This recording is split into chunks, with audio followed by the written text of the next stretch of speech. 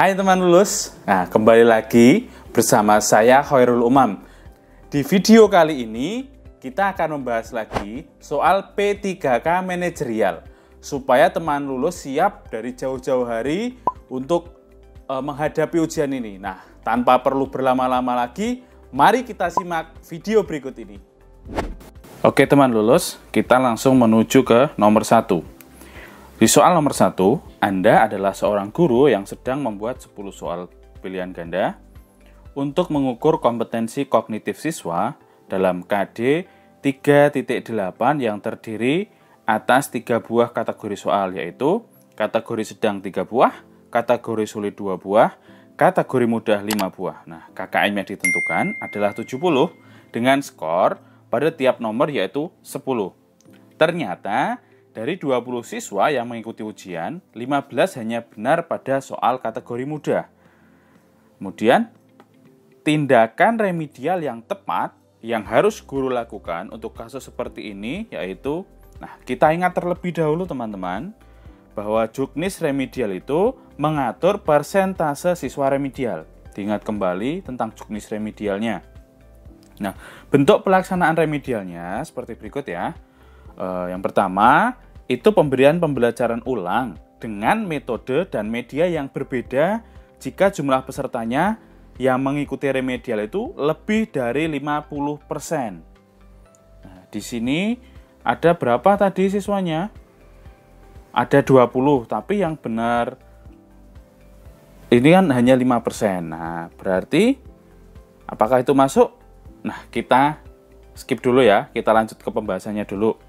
Dan yang B, pemberian bimbingan secara khusus, misalnya bimbingan perorangan jika jumlah yang mengikuti remedial itu maksimal 20% dari jumlah siswa. Kemudian yang ketiga, pemberian tugas-tugas kelompok jika jumlah peserta yang mengikuti remedial itu lebih dari 20%, tetapi kurang dari 50%. Kemudian yang keempat, pemanfaatan tutor sebaya atau dari teman-teman yang sudah mahir dalam mengerjakan tugas. Nah, kita lihat di sini tadi 15 siswa hanya benar pada soal mudah. Soal mudahnya itu hanya ada 5 buah. Soal mudah hanya ada 5 buah. 5 kali 10 itu hanya mendapatkan nilai 50. 5 kali 10 itu mendapatkan nilai 50. Sedangkan KKM-nya, KKM yang ditentukan adalah 70. Nih, KKM yang ditentukan adalah 70. Jadi, 15 dari 20 siswa tadi tidak lulus karena nilainya hanya 50. Nah, 15 per 20 kali 100% itu sama dengan 75%. Berarti jika lebih dari 50%, maka kasus remedial yang ini berarti menggunakan yang A, pemberian pembelajaran ulang dengan metode dan media yang berbeda. Kita lanjut ke soal yang nomor 2. Menggunakan potongan batu, bola, peta, batang lidi, serta gambar-gambar yang menyangkut pembelajaran IPA sebagai media adalah sesuai dengan tahapan perkembangan berpikir anak yang dikenal sebagai tahapan apa? Nah, untuk menjawab soal ini, mari kita ingat kembali teori perkembangan kognitif dari Jean Piaget. Ada 4 tahapan ya. Yang pertama adalah sensori motorik, kemudian pra-operasional, kemudian operasional konkret, kemudian operasional formal. Nah, di sini kita menggunakan potongan batu, bola, peta, batang lidi, serta gambar. Untuk tahap sensori motorik, itu biasanya tahap ini ditandai dengan perkembangan pesat dengan kemampuan bayi. Berarti ini tidak masuk ya. Kemudian masuk ke tahap pra-operasional. Ini adalah salah satu cirinya adalah egosentrisme. Kemudian tahap operasional konkret. Ini aktivitasnya difokuskan pada objek atau peristiwa nyata yang dapat diukur. Dan yang operasional formal itu memikirkan sesuatu yang abstrak. Nah, jawaban di sini adalah yang tepat adalah yang A. Jadi A merupakan pilihan jawaban yang tepat karena masih terikat dengan objek atau tahap operasional konkret. Untuk opsi B dan E merupakan tahapan di sensori motorik karena masih mengamati serta koordinasi sensasi gerakan dan tindakannya. C merupakan praoperasional karena muncul egosentrisme yang kadang menguat dan melemah, serta D adalah tahapan operasional karena tidak lagi terikat dengan objek-objek yang konkret. Teman lulus, kita lanjut ke soal yang nomor 3. Di sini ada contoh kasus yang sangat panjang sekali, kita juga harus berhati-hati dalam membacanya. Pak Ridwan ditempatkan sebagai guru sebuah sekolah dasar di suatu desa yang jauh dari keramaian kota. Di kelas tersebut terdapat banyak murid sehingga kondisi kelas seringkali tidak kondusif karena murid-murid senang bercanda satu sama lain daripada belajar.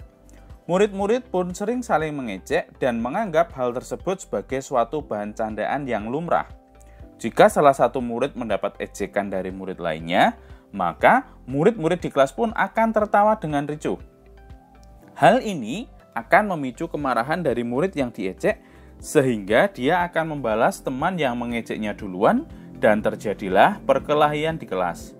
Selain itu, berdasarkan pengamatan Anda selama mengajar di kelas, Pak Ridwan melihat bahwa para murid belum dapat berkomunikasi dan bekerja sama dengan baik dalam belajar.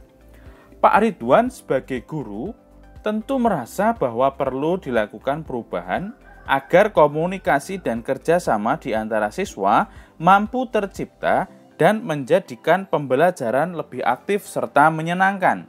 Nah, apa model pembelajaran yang sebaiknya dilakukan oleh Pak Ridwan? Nah, teman lulus, kira-kira apa model pembelajaran yang sebaiknya dilakukan oleh Pak Ridwan? Nah, berdasarkan ilustrasi tadi, itu jawaban yang paling tepat adalah yang C, ya, tepat sekali. C, mengapa?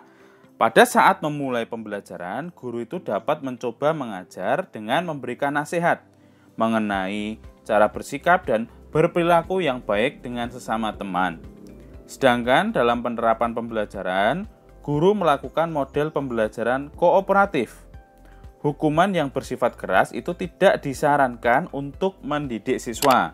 Sedangkan model pembelajaran kooperatif adalah model yang melibatkan kerjasama antar siswa, sehingga hal ini dapat dijadikan solusi sesuai dengan permasalahan yang terjadi. Nah, selain itu, berdasarkan pengamatan Anda selama belajar di kelas, Anda melihat bahwa para murid belum dapat berkomunikasi dan bekerja sama dengan baik dalam belajar. Jadi itu yang harus dibenahi oleh Pak Ridwan. Jadi solusi yang paling tepat adalah yang C. Lanjut ke soal yang nomor 4. Pak Mizan adalah salah satu guru IPS di SD negeri.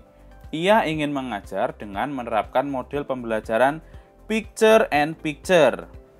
Maka, langkah-langkah berurutan yang diterapkan oleh Pak Mizan secara tepat adalah, kita ingat kembali teman-teman, picture and picture itu apa? Nah, picture and picture adalah model yang menggunakan gambar dan dipasangkan atau diurutkan menjadi urutan logis. Gambar-gambar atau ilustrasi ini menjadi faktor utama dalam proses pembelajaran.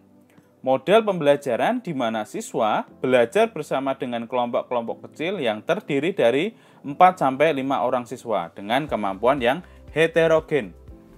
Nah, ini kan yang ditanyakan adalah langkah berurutannya. Nah, langkah berurutan dari picture and picture itu, yang pertama, itu sajian informasi, kompetensi, dan materi. Yang kedua, memperlihatkan gambar kegiatan berkaitan dengan materi. Yang ketiga, siswa mengurutkan gambar hingga sistematik. 4. Guru mengkonfirmasi urutan gambar tersebut. 5. Guru menanamkan konsep sesuai materi bahan ajar. 6. Penyimpulan. Dan yang terakhir nomor 7 adalah evaluasi dan refleksi. Jadi di soal yang nomor 4 ini jawaban yang paling tepat adalah jawaban yang C. Pak Mizan memberikan materi pengantar terlebih dahulu, menyediakan ilustrasi yang saling berkaitan dengan materi. Selanjutnya, mengundi siswa bergilir untuk mengurutkan dan memasangkan ilustrasi-ilustrasi yang ada. Kemudian, siswa menentukan alasan pemasangan tersebut dengan diskusi. Serta terakhir, siswa dan guru akan menyimpulkan terkait materi ini. Pak Rian adalah salah satu guru IPS SMP negeri. Saat ini KD yang sedang berlangsung adalah mengenai sejarah, mengenai kolonialisme dan imperialisme. Seperti yang diketahui, siswa-siswa pada kelas yang diajar Pak Rian ini terkadang sulit untuk membangun konsep materi ini. Karena peserta didik menganggap materi pelajaran IPS adalah materi hafalan. Mereka juga tidak termotivasi dengan mata pelajaran ini. Nah, berdasarkan karakteristik KD dan kelas yang diampu, maka metode pembelajaran yang dirasa paling tepat adalah metode variasi. Metode variasi yang akan dilakukan oleh Pak Rian adalah, nah kita lihat dulu ilustrasinya tadi. Nah, dari ilustrasi di atas, yang paling tepat itu adalah yang pertama itu ceramah untuk memberikan gambaran secara utuh dari materi karena siswa itu kurang bisa aktif atau termotivasi dengan dirinya sendiri untuk mencari tahu mengenai konsep kolonialisme dan imperialisme. Kemudian dilanjutkan dengan penugasan agar siswa itu terikat dengan suatu tugas dan memaksa mereka untuk belajar. Serta yang terakhir itu dengan diskusi, yakni meluruskan pemahaman materi yang kurang tepat dan bisa memunculkan tutor sebaya.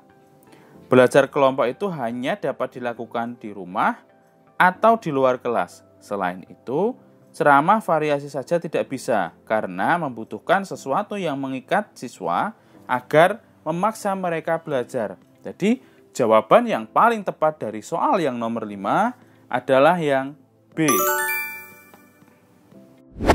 Nah, teman lulus, kalau kamu mau belajar lebih banyak lagi soal P3K, nah pas banget ini.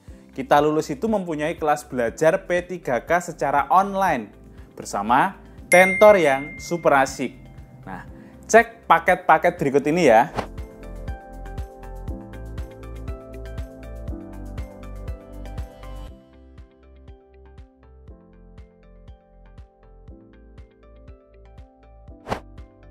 Tertarik untuk gabung di kelas P3K-nya Kita Lulus?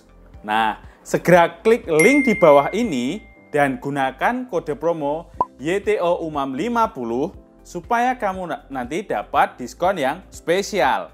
Nah, Kita Lulus itu sekarang juga mempunyai aplikasi loh untuk para pejuang ASN. Nah, kalau teman-teman lulus itu tertarik ingin latihan tryout soal CPNS, nah salah satu keunggulan dari aplikasi ini ya kita bisa melihat soal dan juga mengerjakan serta melihat nilai dari orang-orang lain. Nah, aplikasi ini bisa jadi salah satu solusinya untuk itu.